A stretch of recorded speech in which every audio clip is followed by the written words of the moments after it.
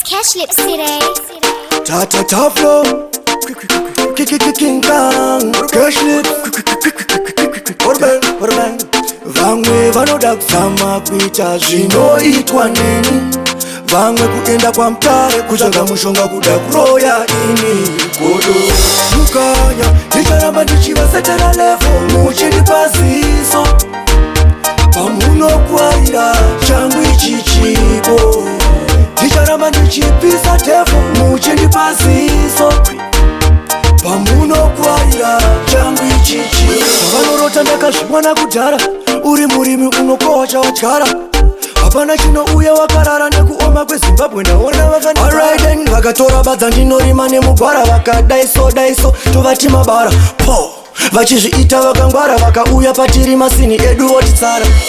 mukanya ndicharamba ndichivasetera level muchindipa ziso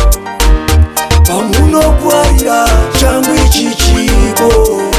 ndicharamba ndichipisa tefu muchindipa ziso pamunokwaira changu ichi makamba inini naita ukangodesa mukanyaziva kuti warasika mafanzi angu obabaika ngomaranda imba rinonakidza iri manya neshasha unogarika ndikaita wako mukwasha apa nditori pahasha kwete mechizi kubvira kungarasha mukanya ndicharamba ndichivasetera level muchindipa ziso pamunokwaira changu ichi chipo ndicharamba ndichipisa tefu muchindipa ziso pamunokwaira changu ichi chipo vanorota ndakazvimwana kudhara uri murimi unokohwa chawatyara hapana chinouya wakarara nekuoma kweZimbabwe ndaona vakanaraiden vakatora badza ndinorima nemugwara vakadaiso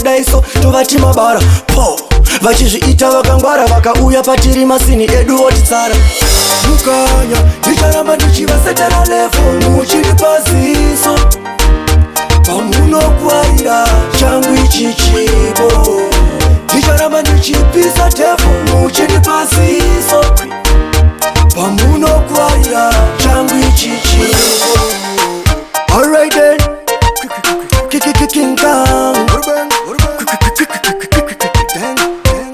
vamwe vanoda kuzama kuita zvinoitwa neni, vamwe kuenda kwa mtare kutsvaga mushonga kuda kuroya ini